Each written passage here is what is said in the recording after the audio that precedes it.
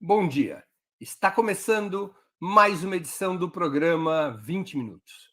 Nosso convidado é Vijay Prashad. Historiador e jornalista, nascido na Índia, é um dos mais renomados intelectuais marxistas da atualidade. Diretor-executivo do Instituto Tricontinental, autor de 30 livros, é estudioso da teoria do imperialismo e militante da causa socialista. Prashad tem se destacado nos debates sobre o atual cenário internacional, marcado pela crescente polarização entre China e Estados Unidos, em um choque geopolítico cujo principal evento nos dias de hoje é a guerra na Ucrânia, contrapondo a Rússia, principal aliada da China, contra o governo local, o governo de Kiev e as forças da OTAN, Organização do Tratado do Atlântico Norte.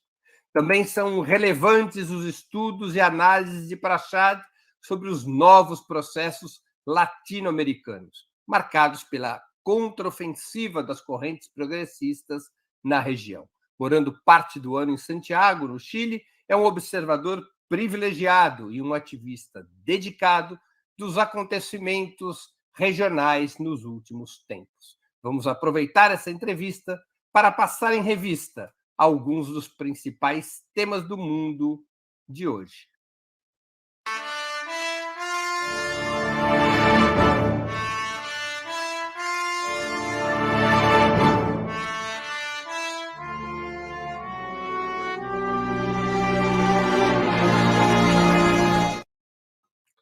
Good morning, Mr. Prashad. Thank you very much for accepting our invitation. It's an honor to have again your presence in 20 minutes. It's a great pleasure for me to be with you, Breno. Thanks for having me back. Mr. Prashad, several analysts consider that the Ukraine war represents the definite rupture of the unipolar order. Russian military reaction against NATO would be proof that the US-led imperialist system could no longer impose without resistance the unipolar order that emerged with the collapse of the Soviet Union in 1991. Do you agree with this point of view?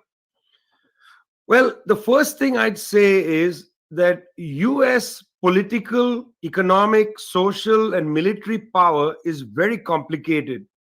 Elements of that power have been deeply weakened over the last 5 years, if not the past decade. And the war in Ukraine has shown that that weakness is real. It's not just a theoretical weakness. So what are elements of the weakness? The first weakness is the United States suffers now from the end of political unipolarity. That's absolutely clear. We can see that with the emergence of China trying to craft its own position in world affairs. China's foreign minister Qi Gang went to Africa, visited 4 countries, Benin, Gabon, and so on, talked to several political leaders about the need for more collaboration and not great power rivalry. He was followed by the US Treasury Secretary Janet Yellen, who went to Zambia and Senegal and so on, and she had the United States position, which was don't deal with China. So politically, we already see the demise of US unipolarity. Lula's appearance again on the world stage is another indicator, because Mr. Lula, we know, is a great internationalist. And already at the meeting in Buenos Aires, the CELAC meeting of the Community of Latin American and Caribbean States, Mr. Lula has made an impression. So we're seeing political domination of the United States lapse. Economically, we also see the US in some trouble. It's unable to contest the fact that China, for instance, comes to the table in its conversation with other countries with a very large project on the table. You know, it says, listen, we can invest money for this, we can invest money for that. United States shows up and says, look, you have to stop making deals with China. That's not an economic power issue. That's something else, which I'll get to. So economically, we already see that there's a real demise in US unipolarity. The IMF is not as effective as an institution. The World Bank not effective as an institution because they are being contested. China is, for instance, the largest bilateral lender in the world. The IMF, therefore, is now facing a challenge. But in terms of military power, the United States is unparalleled. It can destroy any country with its military force. That doesn't mean it can actually secure more than, say, some battlefield wins. We saw that in Afghanistan. We saw that in Iraq. It can destroy countries, but it can't necessarily control them. Ukraine, it's interesting. US is interested in pumping arms into Ukraine, having the Ukrainians hold the front with Russia. But nobody can win that war. That's very clear. Ukraine is not going to prevail. It's not going to invade Russia. For God's sake, it's not going to cross the border and so on. So the United States has military power, but it doesn't have the political power to make that military effective. Where the US really continues to have a kind of unipolar dominance is in information power and to some extent in cultural power. Look at it this way. The United States most likely was the foreign agent that destroyed the Nord Stream 2 pipeline. Mr. Biden had bragged in a press conference, we're not going to let Nord Stream 2 continue. We're going to take care of it, was the phrase he used, almost like a mafia expression. We're going to take care of it. Then Victoria Nuland of the US State Department also told Congress, we're going to take care of it. After Nord Stream 2 was destroyed mysteriously, nobody needs to investigate that. Victoria Nuland goes back to the US Senate and says to Ted Cruz, well, now Nord Stream 2 is a pile of metal at the bottom of the sea. And she bragged that, well, it's being taken care of. But by whom? Well, the information power of the United States is so complete almost, Breno, that the question is not raised. And if you have the indelicacy to raise the question, somebody might say, well, you're a conspiracy theorist. So, yes, it's true. The unipolar domination of the United States has become extremely fragile. But where the United States remains in a kind of unipolar situation, Breno, is in information power, in the profession that you and I have. Very difficult to drive an agenda on reality when they control reality in a particular way. Mr. Prashad, how would you characterize Russia's military operation against Ukraine? A defensive or an aggressive war? An imperialist or anti-imperialist intervention? It's a very good question that you've asked. And let's put it this way. This is part of the kind of ideological dispute about what's happening in Ukraine. Let's be very clear. Russia is a country that was humiliated in the 1990s. When in 1991 the Soviet Union collapsed, Boris Yeltsin, who effectively was the instrument of that collapse alongside Mikhail Gorbachev, but really Boris Yeltsin as the party secretary in Moscow and so on, Boris Yeltsin effectively allowed US think tanks, US foundations, US-based financiers like George Soros to come and bankrupt the country and construct a system that allowed a few billionaires to take over state assets. It was the United States advisors that created the oligarchs in Russia. Very interesting, the word oligarch. Nobody calls Elon Musk and Jeff Bezos oligarchs. It's only Russian billionaires who get called oligarchs. Anyway, this was a US-made system. Okay, everybody knows that. And the country was humiliated. Up till the financial crisis of 2007, 2008, Russia's political class had been asleep, including Mr. Putin, who was the president in the first period after Yeltsin from 91 till about 2007. He was not pushing forward a global agenda. During the time of the financial crisis, Mr. Putin went to the Munich Security Conference in 2007. And it's at Munich that he said, we will allow no single master. And then the Russians put on the table that NATO must not come any further east towards the Russian border. What the Russians said then, Breno, is important to remember. Number one, the US had unilaterally withdrawn from the anti-ballistic missile treaty in 2002. Russia saw that as a threat. Secondly, the United States violated the handshake agreement made between James Baker and Edward Shevardnadze, who was then the foreign minister of the USSR, that NATO would not expand beyond Germany's eastern border after the unification of Germany. That handshake agreement had been violated. So a combination of these two things, anti-ballistic missile and the handshake agreement violation, number of countries in Eastern Europe joining NATO, put a lot of pressure on the Russians. They feared that the United States was going to come and undermine their quote-unquote sphere of influence. Right after that, there was a conflict in Georgia between the Russians and the Georgians over border regions. Well, that was to some extent sorted out. Part of that had to do with a lot of influence of the Europeans in Georgia to kind of peel Georgia into the European project. So things were pretty stable after that, Breno, in fact. But then we come to something interesting in Ukraine, which becomes the next instrument of, or the next theater of the conflict. The United States pretty openly comes and overthrows a government which was not pro-Russian per se. The government that was overthrown, in fact, was pretty independent. It wanted to be part of Europe and part of the Russian sphere and so on. But the United States overthrows that government in 2014. Victoria Nuland, whose name I've already mentioned, walking around the Maidan saying, we want XYZ to be the next president. This person should meet him. I mean, it's crude. You know, that audio tape is crude, where she says, this is what must happen. It was clear to the Russians that the United States had a project in Ukraine.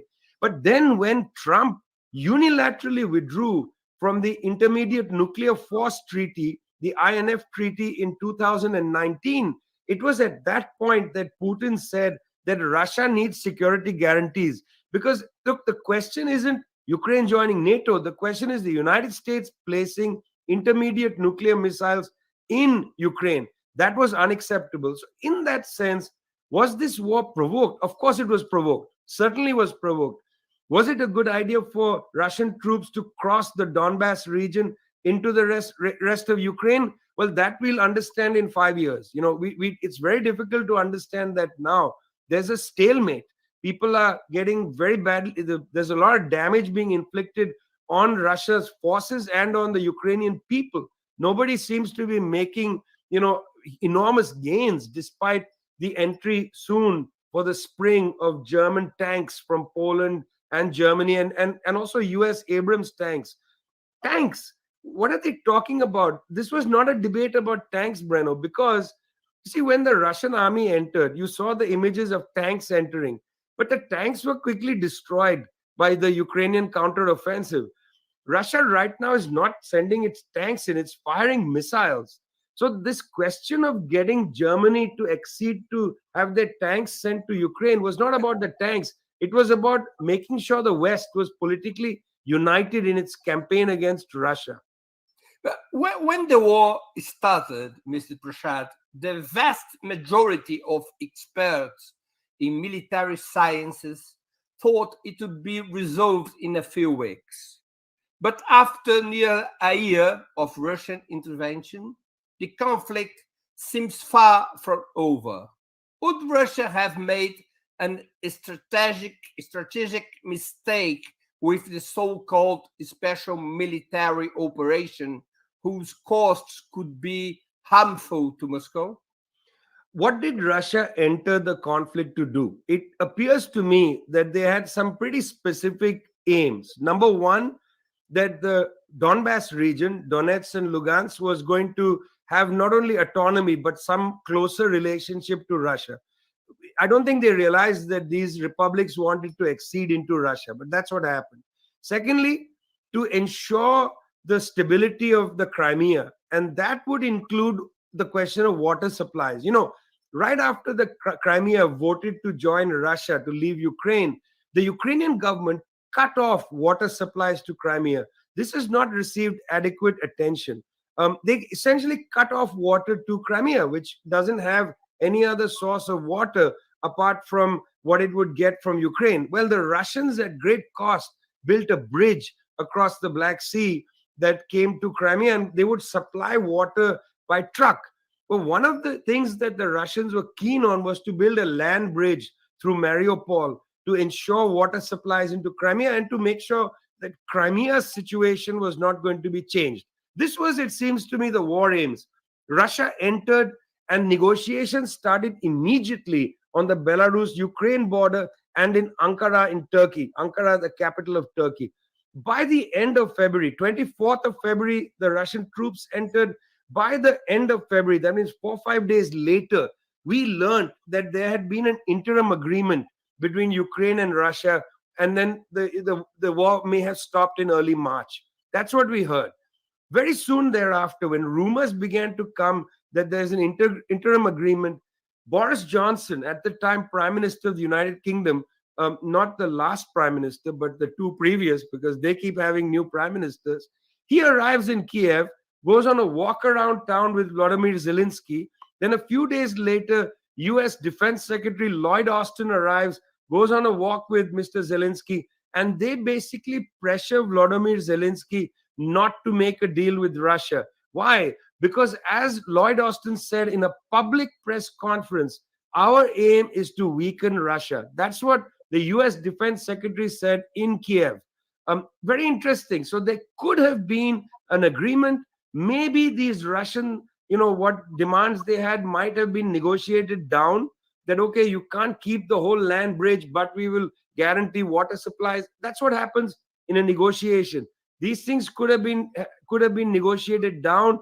Russia might have been able to attain guarantees, no nuclear weapons in Ukraine, etc., etc. But the West was simply not interested in any deal because they want to use this, as Hillary Clinton said at the time on a television program, they want to use this as Russia's new Afghanistan. Let it grind down. The West will back the Ukrainians from behind. Let the Ukrainians suffer, but let's use this as a way to grind down Russian power, to weaken Russia. That was said directly by Hillary Clinton on a US television channel. And I actually think she's a pretty informed person. Seems to me that that was their agenda. Therefore, I'm not sure it was a miscalculation of the narrow aims with vis-a-vis Ukraine, but certainly Russia may have miscalculated the absolute obsession that the West has developed to, quote unquote, put Russia in its place. Do you think we are under third world risk? It's a very good question, because some people, and I know that the French philosopher Emmanuel Todd already said this in the French media. Emmanuel Todd said that we are already in World War III. Now, this is an interesting comment because it begs the question, Breno, what do they mean when they say things like World War I, World War II, World War III? There's something ridiculous about this term. The African continent has seen a number of very, very bloody wars take place in the last 30, 40 years. In the Congo, millions of people have died in a war that's included Rwanda, that's included Uganda, that's included Kenyan troops, included various European and US special forces and so on. Millions have died. Nobody called the Great Lakes War in Africa World War III. Why not? Many countries were involved. The great powers were involved and so on. Looks to me that they use this term to describe Europe's wars. World War I, World War II. My ancestors, my grandfather fought in World War II. My relatives before that fought as part of the British Indian Army in World War I. But our contribution to those wars is gone. You'll never watch a Hollywood film with Indians and Africans and others fighting. It's always going to be, Americans and Europeans, and not only Americans, people from the United States, forget from Brazil or anywhere. But the issue is this World War III? When they use that phrase, what people are thinking about is the question of nuclear bombs and the question of major escalations between the most powerful nuclear armed countries. That's on the table. I actually feel that this is a bit of a risky situation that the West has put the world in. I mean, I am very much in favor of negotiations. I'll give you an example of why I say the West has created a risky situation. About 20 years ago, the 8 countries that border the Arctic Circle created something called the Arctic Council. 7 of them now happen to be either NATO members or near NATO members. In other words, Sweden, Finland, and so on, near NATO members. Well, they've basically shut down the Arctic Council. Why? Because they say we don't want to be on it because Russia is there. So that one of the very important mechanisms or institutions to have dialogue across, say, the Arctic and to prevent or at least debate the militarization of the Arctic is being closed down because the West wants to isolate Russia. Is this a good idea? Russia is a major power in the world. It is a nuclear power. It is not going anywhere. And the Russian people simply don't want to return to the humiliation of the 1990s. That's the reason why they will not permit a regime change. Maybe Mr. Putin will resign, but there will be no regime change. And the patriotic mood in Russia, it's not going anywhere. That's why the West has to calm down, has to back down. You cannot, quote unquote, weaken Russia. You cannot create regime change there without bringing us to the precipice of the use of nuclear weapons. That's the reason why I'm looking forward to people like President Lula inserting themselves in this dialogue more and demanding negotiations. I was very happy to see at the inauguration of President Lula that high representatives from Russia and Ukraine came. He met both. That's very good for the credibility of the role of President Lula when he enters this situation. Very few world leaders in the South have the kind of gravity that President Lula has. And so, I mean, from my perspective, just speaking now as a complete individual and maybe a little bit of a fan, I'm very much hoping that President Lula goes into this situation, calls a peace conference, makes a big deal of it. Because, the US is not going to do it. The Europeans have once again shown that they are totally camp followers of the United States, including Olaf Scholz, couldn't hold his ground on the Leopard tanks. The Russians are not in a mood to lead a peace situation. The Chinese just can't do it. They're closely associated with the Russians. Only a power in the global South can set the table for real negotiations. And amongst the countries in the global South right now, the only person with that kind of reputation is Lula from Brazil. That's it. How solid is Russia and China alliance? Well, you know that from the 1950s, Russia and China had a serious dispute. It was called the Sino-Soviet dispute. And they had a border dispute. Parts of the Soviet Union went into China, like Xinjiang province, for instance, used to be part of the Soviet Republic. In early 60s. In early 60s, it was they had an armed conflict on the border. Well, since the collapse of the Soviet Union, Chinese and Russian officials have been making some contact with each other, particularly with the rise of the Taliban in Afghanistan. That actually improved the communications between Russia and China because both saw the Taliban as a common problem for Central Asia, for the Xinjiang area, and so on. So they collaborated. Russia was very much part of the process that created the Shanghai Cooperative Organization in 2001. Everything changed after the world financial crisis when Russia and China became partners with IBSA, India, Brazil, and South Africa, and they created the BRICS. That really changed the communications between the two countries. And I must say, after Xi Jinping became the premier of China in 2013, he really pushed the agenda to settle the border dispute, which they only settled about 3 years ago. It's pretty impressive that the strides they made. Having done that, a couple of things I want to say about this, this kind of new arrangement between the countries. Firstly, they began to trade more. And as Russia found itself under sanctions from the West, it began to sell more energy to China than it did to Europe. So the diversion of energy was important. But Russia is still exporting to China raw materials.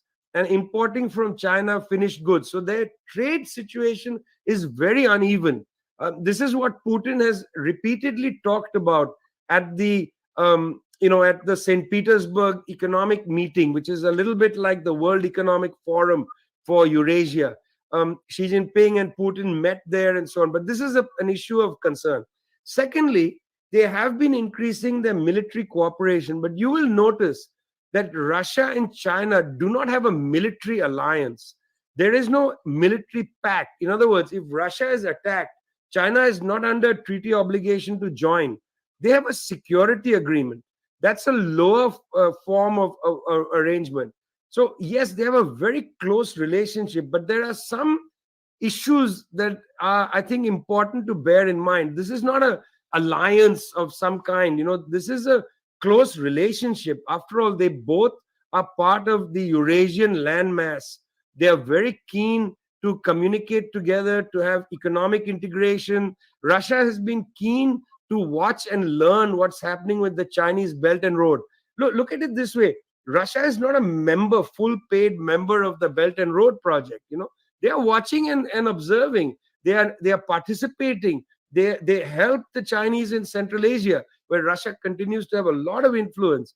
But there's still daylight between them. It's not one. It's not a military alliance like NATO or anything like that. So people should not, I think, exaggerate the closeness of Russia and China. They have close ties, but they're not in some sort of tied together alliance. Do you think that with President Xi Jinping, China has changed its strategy? Yes, dramatically. In fact, I'm going to say something that might be strange to say, but right after the fall of the Soviet Union, the Chinese recognized that there was some fragility in their project, that they were not able to advance the technical capacity of their industry and so on. And under Deng Xiaoping, they made a bet to basically, go out there, get the best technology, open up their labor, and the whole Shenzhen miracle was grounded around Deng's vision, use these free trade areas to bring in technology. Well, in the 15 odd years since Deng did that in 1992, Chinese science, tech, and manufacturing, advanced dramatically. Their ability to produce high-speed rail and so on came dramatically. It was an incredible increase. At the same time, under Hu Jintao and so on, previous premiers, there was a bit of too much emphasis given to allowing capitalists to thrive in the country. Xi Jinping enters in 2013. Very interesting development. He comes after the financial crisis. He comes after a number of experiments within China to return much more firmly to the socialist path. The experiments done by people like Bo Xilai and others, in the various provinces. And what Xi Jinping does, which is interesting, is he tries to pivot the Chinese economy away from reliance on the United States. Belt and Road was part of that. Eradication of absolute poverty was part of that.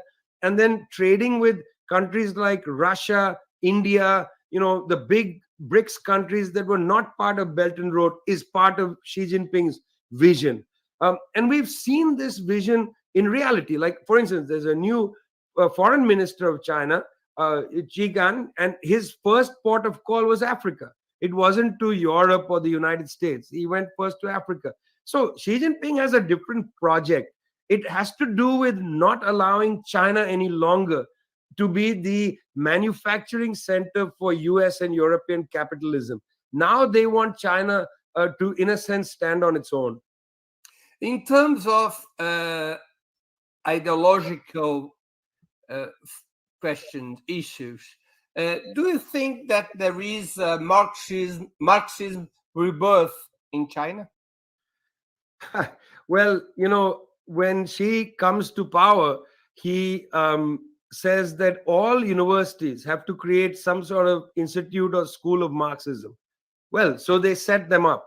I visited many of them in 2018, and I was very interested, Breno, to find that faculty at these institutions would tell me, listen, we don't have enough faculty to teach Marxism. We don't even have enough books and so on. So we got into a discussion, what does it mean to teach Marxism in a country that is is legally identified itself as part of a socialist project? It's different than teaching Marxism at Columbia University. What does it mean in Tsinghua? It's important to recognize that most of the faculty in most of the universities in China remain highly influenced by Western social science, highly influenced. They are Weberians, they are Milton Friedman economists, and so on. Particularly in the 10 odd years before Xi Jinping comes in, most of these faculty members got their PhDs in the West. Most of them. They returned to China to take up high-level jobs, work in the central bank, and so on. So there's a real interest in let's say, a U-turn back to Marxism, or maybe an advance to Marxism, depending on your perspective. But it's going to take time. It's going to take time. I was recently in communication with people in Vietnam. I don't know if you saw recently, Vietnam, the president resigned, who had been the prime minister during the period of liberalization in the 1990s. The head of the Vietnamese Communist Party is conducting a major anti-corruption drive. Part of this anti-corruption drive, and this is what I was learning from them, is also ideological. They are also worried. I mean, I asked the senior leader of the ideological department in Vietnam, what's the most popular book in Vietnam? And he said, look, please, let's not talk about this. I said, please tell me. This is about 2-3 years ago. I said, please tell me, what's the most popular book? He said the most popular book in Vietnam, as far as he knows, is Michelle Obama's autobiography. And I thought, well, that's a good answer. And so, there has been a slip in many of these countries. And I would like to say it's not only Vietnam and China. Many socialist projects have slipped when it comes to ideological work. And a lot of emphasis has to be paid on that. I mean, you talk about Brazil, it was jubilation to see Lula da Silva come back and become the president. But I have had really alarming conversations with people in the Workers' Party and so on about the ideological weakness of the people inside the parties and the kind of strength with which they are able to put forward or dispute, with bourgeois forces about what should be the way forward for a country like Brazil. I mean, we are in the world, Breno, in general, in a serious ideological dispute, a battle of ideas, let's say. And to strengthen the ideological forces, that is just about the most important thing, in my opinion. After, of course, settling the question of hunger and settling the question of healthcare and housing and so on. Let's detail something you have comments about. Much is said about the decline of US imperialism. This is not a new conclusion, but it gained greater force with the growth of the Chinese economy and Russia's recovery in the 21st century, in addition to the damage caused by the capitalist crisis that began in 2008. Are the United States, after all, close to losing or not its hegemony over the planet? When I wrote a book last year with Noam Chomsky, we spent a lot of time, Noam and I, discussing how best to put this, how to best categorize this situation. And the word that he and I held on to is fragility. We believe, I think, and we share this in common after a great discussion, we believe that US hegemony, US power is fragile. We believe that it is, in fact, declined precipitously, to the point of collapse. We believe it's fragile. And I think at a time of fragility, world history has taught us powerful countries that are getting fragile and that see themselves as declining act with great force in order to preserve their power. And in a sense, what we're seeing in Europe today is an act of the United States acting with real force to prevent the fragility from leading to decline. It was very clear that Europe had begun to integrate more with Russia and China. And in a sense, the Ukraine conflict had been used by the United States to pull the Atlantic Alliance, NATO to some extent, and so on, closer to the United States, not let Europe create an independent foreign policy or an independent economic policy. So we are of the view, Chomsky and I, that this is a very period of great fragility for US power. But fragility should not mean that it's not capable of acting with great viciousness to preserve whatever power exists. After all, Roman Empire decline took around 1,000 years. Well, it's interesting you say that, because I went back and I had to order, because I don't have a copy of it, Edward Gibbon's book, just the abridged version, because it's too long to read the whole thing. The abridged version of the decline and fall of the Roman Empire. And I'm telling you, Breno, I was actually surprised by exactly the point you made, which is how long it took for the empire to collapse. I mean, and did it collapse? Because it morphed into Byzantium on one side, Rome on the other. It went on forever. Well, this is a lesson. Now, if we're to believe Giovanni Arrighi, the world systems theorist, who argues that as history progresses and gets more complicated, empires last for shorter periods of time, but they control larger amount of space.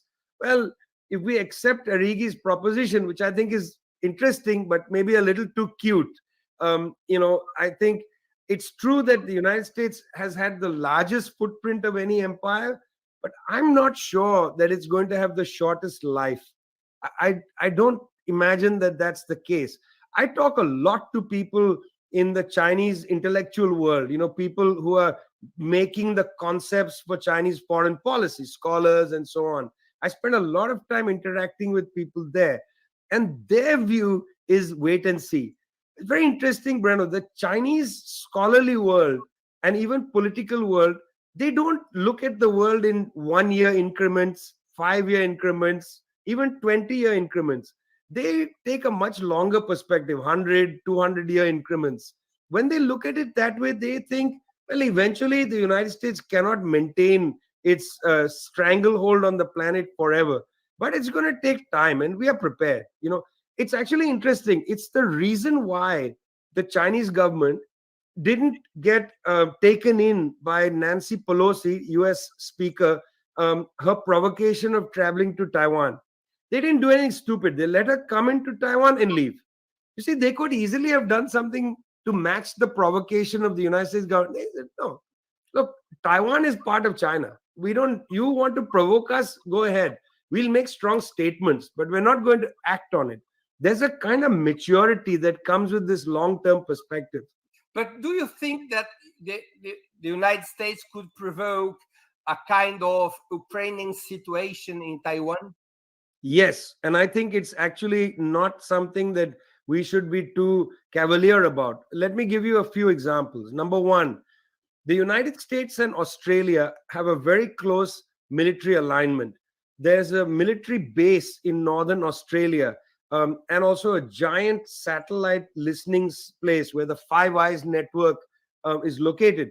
Well, in this military base in northern Australia, the United States has just put a lot of money to expand the base, because they are going to house B-52 and B-1 bombers, both nuclear-capable bombers in northern Australia.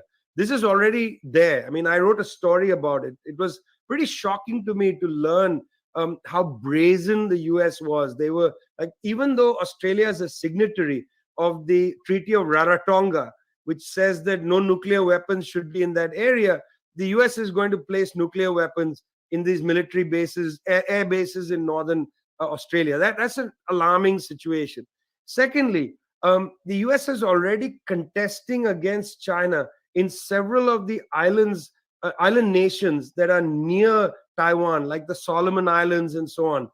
There was it was almost a kind of a political clash between the US and China in the Solomon Islands. Finally, the US has increased its military equipment transfers to Taiwan. Now, look, firstly, the US government accepts that Taiwan is part of China. They've accepted that since the late 1970s. At the same time, the US passed a law in the late 70s called the Taiwan Act, where the United States provides weapons and gives diplomatic support to Taiwan. You've just recognized China, People's Republic of China as the China, and then you're continuing to do this as an irritant against China. Okay. Recent months, the United States increased military aid to Taiwan. This is alarming, very alarming. And why people are alarmed is that the United States, having departed, as I mentioned earlier, from the Intermediate Nuclear Force Treaty, the INF Treaty in 2019, the worry is that the United States will place mid-range nuclear weapons in Taiwan. This is the Cuban Missile Crisis of 1962 played again. But look, it's not just Taiwan. President Yoon, who's like a Trump character in South Korea, has invited the US to place nuclear missiles in South Korea, which would be a disaster. I was in Seoul recently, where the US, Japan, and South Korea were conducting naval exercises in the Sea of Japan. And the People's Democratic Republic, North Korea, fired a barrage of missiles into the Sea of Japan. If a nuclear weapon is placed in South Korea, North Korea is going to find that unacceptable. So there is a way in which the United States is poking around both Europe and Asia, the Eurasian, whether it's Ukraine, South Korea, or Taiwan, poking around, trying to provoke these countries. This is a period of great alarm for people, who want. I mean, that's one of the reasons why the Bulletin of Atomic Scientists just said they set the doomsday clock time. It was 100 seconds last year, 100 seconds to midnight. Midnight is catastrophe. 100 seconds to midnight. Just a few days ago, they released the new figure. It's no longer 100 seconds to midnight. It's 90 seconds to midnight. We are creeping closer and closer to midnight. I don't want midnight, Breno. I would like to be back to somewhere like 12 hours for midnight, please. Antes de continuarmos, eu queria lembrar a vocês que tanto o site quanto o canal de Ópera Mundi no YouTube oferecem seu conteúdo de forma livre e gratuita. Mas para sustentarmos nossa atividade jornalística, é indispensável o apoio financeiro de nossos leitores e espectadores. Esse apoio pode ser dado de 6 formas. A primeira, através de uma assinatura em nosso site, no endereço operamundi.com.br/apoio. A segunda, inscrevendo-se como membro pagante em nosso canal no YouTube. Basta clicar em Seja Membro e escolher um valor no nosso cardápio de opções. A terceira, contribuindo através do Super Chat. A quarta, contribuindo através do Super Sticker. A quinta, escolhendo a ferramenta Valeu demais quando assistirem aos nossos programas gravados. A sexta, através do Pix. Essa é a sexta forma de colaboração. Nossa chave nessa modalidade, nossa chave no Pix é apoie@operamundi.com.br. Vou repetir, nossa chave no Pix é apoie@operamundi.com.br. Além dessas 5 formas de contribuição, lembre-se sempre de dar like, de clicar no sininho e de compartilhar nossos programas com seus amigos e nos seus grupos. A mais eficaz de todas as armas contra as fake news é o jornalismo de qualidade. Apenas o jornalismo de qualidade coloca a verdade acima de tudo. E esse jornalismo que a Ópera Mundi busca oferecer todos os dias depende da sua contribuição, do seu apoio, do seu engajamento. Não importa o valor com o qual possa ou deseje colaborar, ele será sempre bem-vindo. A imprensa independente depende da sua audiência, depende dos seus leitores. Contribua! Mr. Prashad, Latin America is experiencing a second progressive wave in the 21st century. All 6 major countries in the region have come under left or center-left command: Brazil, Mexico, Argentina, Colombia, Chile, and Venezuela. What are the consequences of this scenario for the historical influence of the United States in the region? Well, let's wait and see, because there are some historical divides already playing out. At the CELAC meeting, for instance, President Gabriel Boric of Chile attacked the left governments. He launched an attack for no reason, really. I mean, it was for domestic consumption, perhaps, but what role did that play? That was an odd scenario. So there are some divides. There is a coup ongoing in Peru. Only, in fact, I would say the strongest statement came from Xiomara Castro of Honduras, who herself had, in a way, experienced a coup when her husband Mel Zelaya was overthrown in 2009. She made a very strong statement, but the other countries seem to sort of accept that this has happened, and Pedro Castillo is in prison. So there are still some kind of divides that are there. There is no united flank of the left. Do you think there isn't programmatic and ideological unity among the left forces that command the main Latin American countries?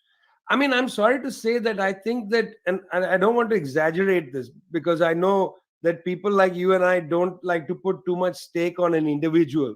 But I'm sorry to say that there is nobody leading a kind of project that would unify people of different left traditions. Nobody has been able to come out there and place a kind of united front of all the governments. AMLO has not done that from Mexico. Gustavo Petro is in a way too modest to even attempt that. And Lula, I suppose this is a return to CELAC. So let's see what happens. But really, nobody has come out there and said, look, we have these unifying features. Let's get behind them. Let's drive a unified project, whatever it might be, opposition to coup d'etats, increased South American regionalism. Maybe it is about the climate, what Petro was talking about. Let's pledge to not allow, or let's have a nuclear-free zone, a real nuclear-free zone, etc., etc., etc.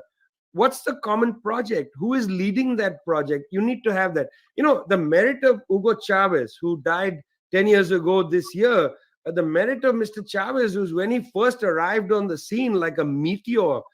He came with a project, the Bolivarian project, integrate the continent. And it was good for Lula at the time to have Chavez come out there to his left, as it were, so that Lula could come and, put certain institutional things on the table, CELAC being one of them. In fact, strengthening Mercosur, Unisur, all of that stuff, those institutions could be strengthened on one flank, while Chavez went out there and said, look, this is our united front. What was the key issue for Chavez in the united front? Stop the free trade area of the Americas. That united the countries into a project. Everybody agreed.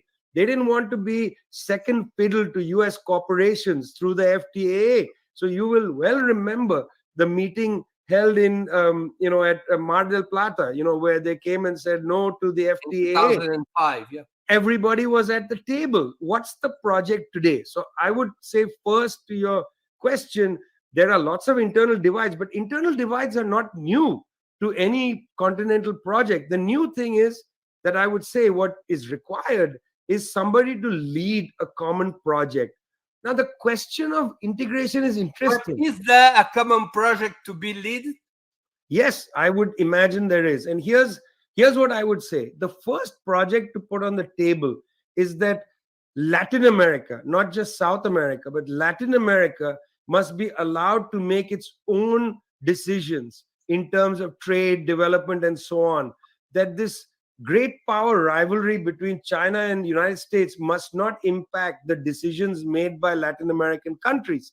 That if a country, El Salvador, wants the Chinese to develop a port, they cannot face the wrath of the United States, including the IMF, to prevent that from happening. Why can't countries have a more non-aligned approach? So I would say, here's an issue, a non-aligned approach to the new Cold War that seems to be hotting up in other parts of the planet. That's one. Look, it's interesting. At the time of the CELAC summit, the US Southern Command head made a speech where she said that South American countries must provide weapons to Ukraine. Now, what is this got to do with the pressing issues of people in South America, of hunger, of migration crisis, of this, of that? You name it, you put the whole list down, Breno. Where does sending arms to Ukraine factor in to the sorrows of people in countries across South America? But that is the US trying to draw South America into a conflict that is not South America's, frankly. This is not a South American conflict. It's for somewhere else. Got to make your own agenda. So that this issue of having a kind of non-aligned position is actually not a theoretical question. It's a way to tell the United States, look, we are focusing on our problems. Okay, we want to deal with the war on drugs, which is not only impacting Colombia and so on, it impacts Brazil. Look at the favelas where the drug crisis has increased, the gang power and so on. I mean, this is not acceptable. That's got to be the attitude. But more than that, look, when Fernando Haddad wrote in the Sao Paulo newspapers about last year about the importance of a regional currency, it was talked about as a project of South American integration. You know, I mean, this is an interesting thing on the table. Now, I'm not saying that it's going to be easy or that, you know, it's like a magic bullet of any kind. But let a conversation start about mutual development agendas. Right now, Argentina is struggling, lurching from debt crisis to debt crisis. The IMF is not able to construct an exit from debt. Can there be a regional solution to the debt crisis? You know, this is exactly the kind of thing I remember Fidel Castro talking about in the 1990s. You know, the need for regional conversations about regional problems to create regional solutions. That's what should be on the table. I think what's happening with, say, Boric criticizing Nicaragua and so on, these are distractions. You know, I feel like I want to tell Gabriel, Gabriel, don't distract from the pressing question. The issue of mining and natural resources in Chile is related to every single country. Every country in Latin America is facing the problem of how to handle their natural resources, including Brazil. Have that as a common debate. You know, what should be the common understanding about the natural resources? How should you deal with the mining companies? How should you deal with the Dutch disease? Should there be a sovereign wealth fund for all of South America? These are real pressing issues of debate and advancement, not what is the opinion of Gabriel Boric about Nicaragua. For God's sake, what a distracting thing to have taken the CELAC meeting into. Let's talk about Chile. Perhaps the most impactful progressive victory in the region was that of Gabriel Boric in Chile. After all, for the first time since the overthrow of Salvador Allende, the left reached the Palacio de la Moneda. Less than a year later, right-wing parties got a majority to reject the new constitution, and the president's popularity is on the ground. How to explain this situation? Well, firstly, the constitution question is pretty easy to explain. The government didn't start promoting the constitution until it was written. So the campaign to approve the constitution only begins after it was written. The campaign to reject the constitution started the day that the Constituent Assembly went into session. So they had over a year advantage of going out there and destabilizing the constitution. Secondly, Chile has a strange election system. Previously, the idea was that you had to if you registered to vote, you had to vote. That was the thing, but you didn't have to register to vote if you are registered. Exactly. Then they changed the law to that you are registered at birth, but you don't have to vote. That was the second thing. Now, stupidly, the Boric government, for the vote on the constitution, put the two together and said that everybody who's registered had to vote. That means they made voting mandatory. Now, you don't test such a consequential vote as a vote on a constitution with mandatory voting. So they miscalculated the whole thing. There was a large section of people, mostly, people who had gone in the direction familiar in Brazil of Pentecostalism and so on, who basically don't feel the state should do anything. They want their relationship to be God. The state should not get in the way. So those people never voted. There were large chunks of people who never voted because they didn't see the state as important to them. Now you force them to vote. They voted against the constitution. So there were lots of strategic and tactical errors, if I can put it like that. But on top of all that, I interviewed Giorgio Jackson before they took office. And Jackson was his first, basically number two in the first year, and now he's been removed. But Jackson told me before they started governing that, look, we are going to run a first year of symbolic politics. Because basically he claimed they couldn't do anything other than that. So they'll do a series of symbolic things. I asked him, I said, the whole cycle of protests that brings Boric's government into being starts with young school children who are fighting for lowered cost of public transportation. So I said, why don't you just make these subways and buses free for school children? If you have a school identification, you don't have to pay to ride the subway. You go to school for free. It seems to me a completely rational way to award the people that bravely fought against the Piñera government and so on. Seemed to me. But no, they didn't want to take any kind of left risk. They wanted to stay right down the center. So a lot of symbolic things, a lot of press conferences that basically said nothing. I must say it's a missed opportunity in that regard, that there are some policies. I give you an example. You compare this to other governments. Most left governments, when they come to power, say, we're going to take care of hunger. The minimum work that the left must do is to ensure that people who are starving in our country no longer starve. But they didn't even put that on the table. Like eradication of hunger should be the absolute bare minimum. Why left government? Liberal governments should come to power and say, we are going to eradicate hunger. This should not be the priority of the left, but liberals have forgotten about all this. Liberals now believe in free market capitalism. But at a minimum, the left must do that. So they didn't come with a strong agenda. They came with an agenda, let's not get into trouble. So very early on, they started attacking Venezuela, attacking the Nicaraguans and so on, as a way of not getting into trouble.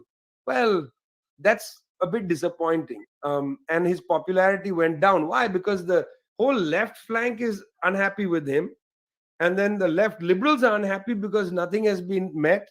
And then the collapse of the constitution really disillusioned people. So now this government, with other left political forces and people of the right, have decided no longer should the constitution be made by democracy. We'll now nominate people. Parties will nominate people and we'll come up with a constitution from above.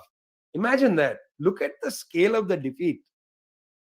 But and now, after new constitution rejection, Boric's government is going more and more to the center in order to reorganize its influence over Chilean society. See, it's true that's a good way to look at it. It's a quick march to the center, maybe even the center right. That's true. On the other hand, that's not necessary. You see, when you're losing popularity on the left, the issue isn't go to the right. The issue should be do something that captures people's imagination. It's a cliche, I'm on the right, I'm losing popularity, I go to the center. Tariq Ali, the British Pakistani editor of New Left Review, calls this the extreme center. He says that everybody goes running to the center, which is an extreme center. It's not really the center. It's basically where the banks are. Everybody goes running in the shade of the big banks in the plaza and goes saying, okay, I won't touch you anymore. I won't annoy you, from the right or the left. Now, I think much more interesting for a left project, when caught with a lack of popularity, is to be imaginative. Do imaginative things. Put things on the table. Go and try to help students. Help people who are, one simple thing again would be to rethink the question of public transportation in cities like Santiago. They cost money, a lot of money. Is it possible to make them cheaper? In fact, is it possible to remove cash from the public transport? Let people just get on and off the trains. It's actually not that expensive, because you've got other ways to finance this. If you get more people to ride public transportation, especially the subway, maybe they won't drive their cars. Maybe you'll have to get more trains. You can find a way to do that, and so on and so forth. do something imaginative, take a risk. But instead, when people start going to the center, Breno, they get less and less innovative. They get more and more conventional. And then, you know what's going to happen is that the next election, the right is going to come rearing back. We've seen this over and over again. I have a curiosity. What's the opinion, what's the role, and what's the situation of the Communist Party inside Boric coalition right now? The Communist Party in Chile is the strongest party in Boric coalition, o sea, in the Apruebo Dignidad coalition. And the Communist Party of Chile is very supportive of Cuba and Venezuela. How are the Chilean communists leading with this kind of Boric behavior? Living with is a very curious phrase. You said, how are they living with? There are, of course, as in all parties, great divides, splits even, within ideological divides. One section of the party is pretty happy with this, in the sense that they also believe that there are quote unquote problems of democracy in some of these countries. There are members of the Communist Party in Boric's cabinet who make these kinds of comments on Facebook and so on. And in the press, they talk about, the democratic deficits in some of these countries. A curious analysis of say, Venezuela, particularly, where there have been more elections than I can even remember. Every time I turn around, Venezuela had, remember in the early 2000s, I mean, there was an election every year. I think we had in Venezuela 25 electoral process in 23 years of Chavez in government. Imagine that. Okay, so almost one a year. Yeah, one a year. I mean, to say there's a democracy deficit in Venezuela is basically to repeat the US State Department's talking points. It's not a credible statement. But there's a section of the communists and people also in government from that party that say things like that. There's another side that completely disagrees with them. But they don't want to also break with the Boric government and weaken it, because they understand that a country like Chile is basically a right-wing country. It basically is captured by capital, and that there's been very little de-Pinochetization of the country and society since the end of the dictatorship. I mean, look at it this way: the largest lithium mining company in Chile is owned by Augusto Pinochet's son-in-law. Now, just because you are the son-in-law doesn't mean you should lose your company. But these are people who participated in the dictatorship. They never paid a price for it. It's interesting. I'm not saying that all these countries, Brazil included, needed to set up a Nuremberg, where you basically try everybody. I'm not saying that. But even in Brazil, the dictatorship lasted 21 years. There was no real truth and reconciliation. People who were part and parcel, who made money during the dictatorship, were not made to quote unquote pay it back.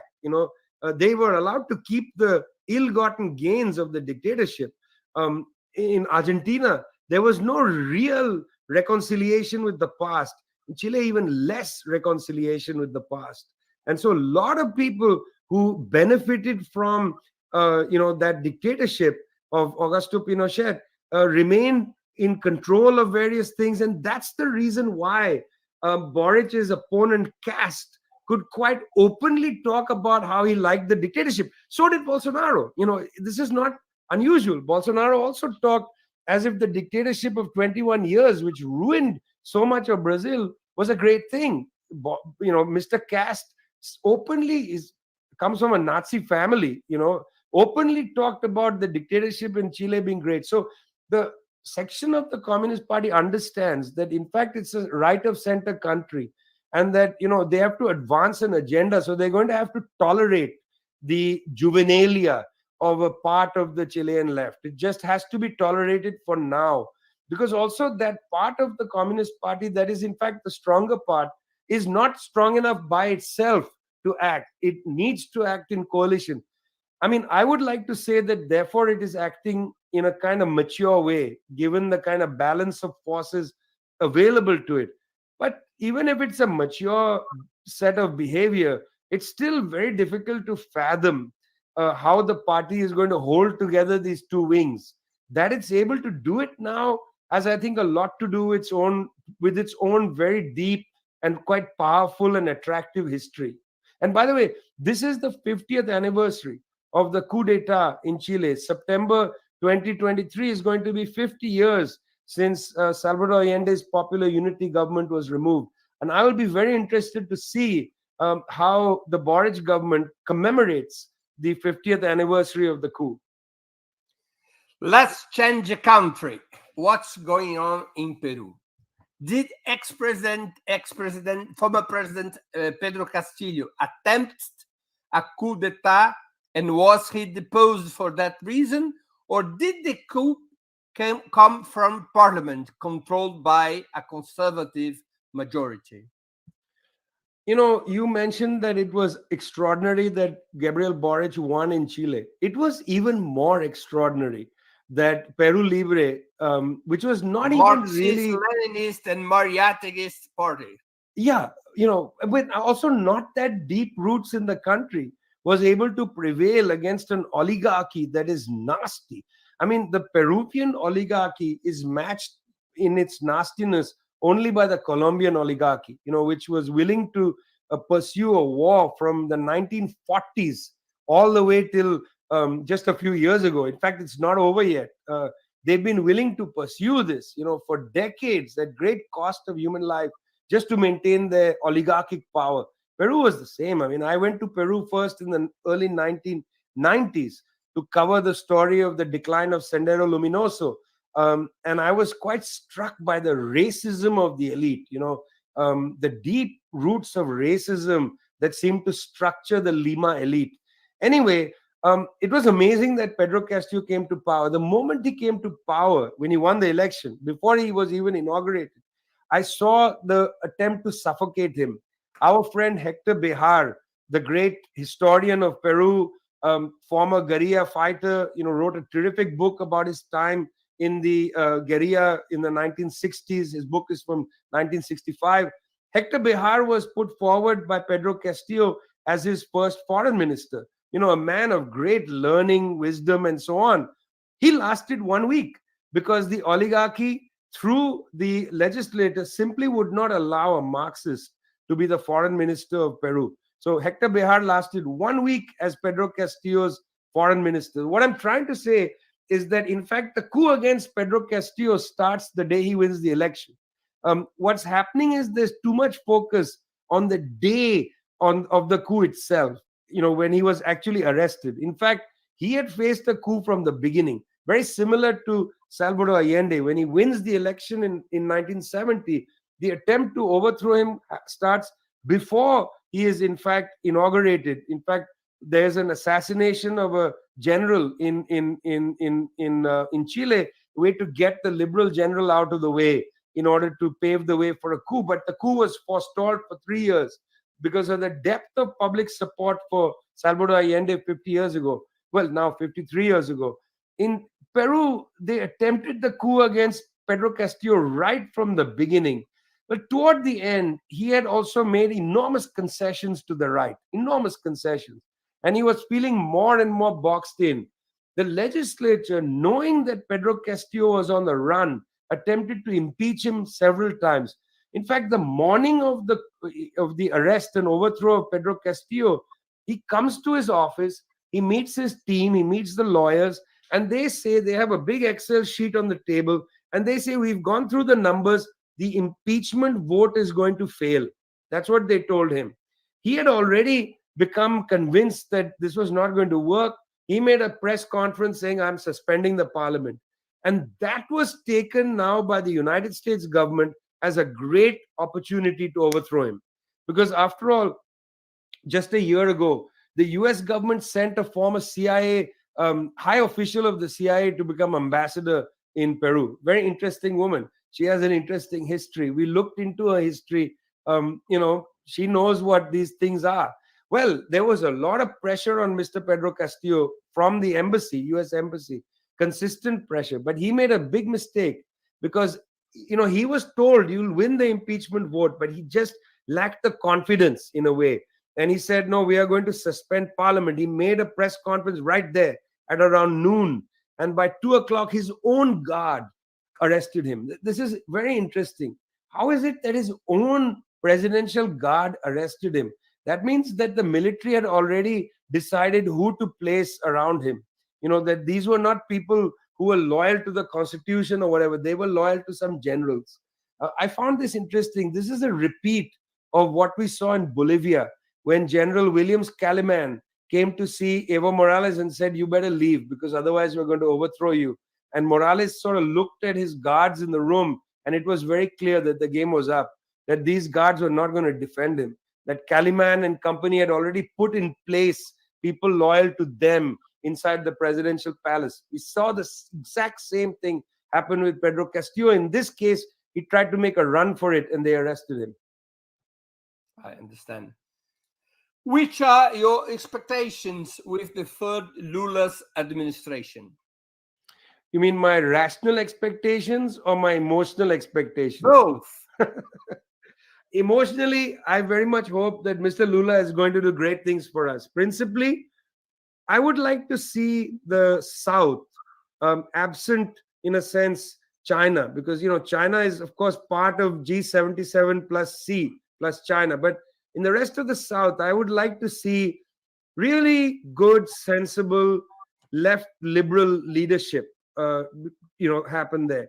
I know that India has been trying to create a kind of lane outside subordination to the United States. It's come out in the Indian reaction to the war in Ukraine. I know that the African continent, number of countries have been trying to articulate a kind of non-aligned position. I can see that. But I think that many of these countries lack a credible person to come in there and provide the path. So emotionally, I very much hope that on the international stage, Mr. Lula is going to help revive a kind of center-left breaks, revive the space of non-alignment. I don't know exactly how this will happen, which is why I said that it's an emotional reaction. Practically or theoretic, with a more grounded sense, very well that he is going to face a difficult internal situation. The parliament, the national, deputies, the Senate, they're going to be adverse to him. So that's going to be a tough situation for him internally. But I very much hope that Mr. Lula is still going to be able to push through legislation internally to tackle hunger, to tackle racism. I was so happy to see that he had created an indigenous ministry. These are not symbolic issues. These are consequential. You'll remember at the start of the pandemic, Mr. Bolsonaro basically condemned the indigenous to death by not developing rapid sources of water. You're saying wash your hands to prevent the pandemic, but where's the water for that? For which reason trade unions took Mr. Bolsonaro to the International Criminal Court, charging him with genocide on this exact issue. So Mr. Lula setting up a indigenous ministry, I think, is very important to raise these issues, to see what Sonia Guajajara is going to say and do, and what kind of project she will bring to the table. I'm very happy that he picked somebody of her caliber to lead that office. So, that's there. The most interesting expectation is there for the regional question. And there I'm interested. Again, he has chosen a person, a friend of mine, person of great integrity, Fernando Haddad, to run the finance ministry, a very complicated ministry in Brazil. Brazil is a country where, you remember the first Lula administration, he had to write a letter to the bankers to basically mollify the Brazilian Paulista Avenue, big building owner type, bank characters. Well, let's see what Fernando is able to do, not only in Brazil, but regionally. And I think I'm watching to see how this integration question goes forward. I think currency might not have been the best place to start this, but it is where the beginning has come. I think I'm interested to see if a regional bank can be created, which would help, in a sense, not just for transfers and managing trade, but also help develop new kinds of intellectual capabilities for people who run the finance ministries of different countries. I'll tell you what's happened in the last 40 odd years, or maybe 50 years, is that alternative caliber of people, people who are not trained to imagine the economy must be run in a neoliberal way with austerity, IMF funding, etc. The intellectual confidence of the class of people who have to run finance ministries across the global south has withered. So that when you walk into a finance ministry in most countries in the global south, you find people, the most dominant people are those with a Stanford PhD. They kind of dominate the scene. They become the cutout to the IMF and so on. We really need to think about creating regional banks as a place to develop new thinking about development coming from the south, new theories of how to create paths of development.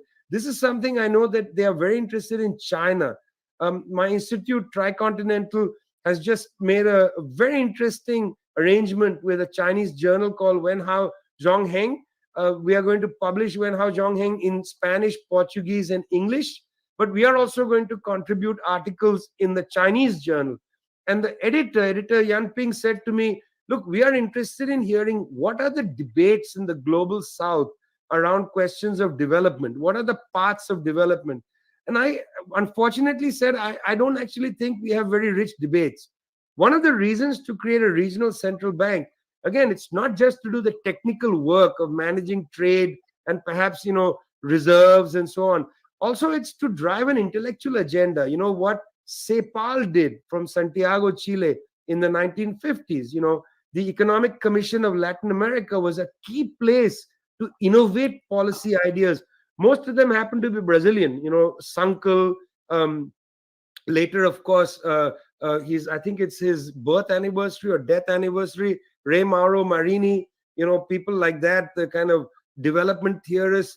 I mean, a little bit also, but more to the right was Cardozo, your former president. But, Osvaldo Sankel, very important person who developed the CEPAL school of thinking alongside Raul Prebic. There is no place like that today in South America. And I hope that Mr. Lula and Fernando Haddad would build a kind of regional central bank where new thinking can be incubated of what should the development path be, how should external finances be dealt with, and so on. So I really hope, I'm making a plug, Breno, because I know that you talk to all the top leaders. Please tell them that what we really lack is a place, an institution to develop thinking about how to develop. Mr. Prashad, on March 5th, almost 10 years ago, Hugo Chavez, president of Venezuela from 1999 to 2013, died. What is his legacy for Latin America? Firstly, for me, it was an immense personal loss because I met him several times, traveled with him in India in 2005. I've just written the foreword to a beautiful book written by Jorge Ariaza Montserrat, former vice president of Venezuela after the death of Hugo Chavez, very close confidant of Chavez. And the book is it's a chronicle of the last few months of Mr. Chavez's life, because Jorge Ariaza was with him in Havana in 2012. He was there with him when Mr. Chavez made the speech to the Venezuelan people from Miraflores Palace in December 2012. He traveled back with him to Havana, and so it's a beautiful little book, a chronicle of the last few months. Hugo Chavez was an incredible person because apart from everything else, he loved people. I mean, I'm convinced that a leader of the left has to love people. You have to love listening to people, learning about their burdens, finding a way to solve them. He was always curious about everybody around him, and he wanted very much to solve the problems that people were bringing to him. He was very determined like that, and he would be very quick. I mean, one problem was he lived on coffee. I don't know if anybody who's been around him knows that Chavez was always carrying, like you, coffee and just drinking coffee all through the day, energizing himself to solve people's problems. It was amazing. What was his legacy? His legacy is hard to put together. About 5-6 years before he died, he was talking to some people, and he said, I just read a book by, because he read everything. He said, I just read a book by Plekhanov. That's George Plekhanov, the famous Russian Marxist. He said the book is called The Role of the Individual in world history. And he said, I agree with Plekhanov. Individuals are not worth their salt. It's about processes and building this and that, like a Bolivarian process and so on. People around him said, that's all very well, Commander, but you are an extraordinary individual. You are not, we are the first to say that you are extraordinary, because you want to complete the mission of Simon Bolivar. You're an extraordinary individual. And he was like, no, I'm just a soldier. He was an extraordinary person. I mean, he was the light of many people's lives.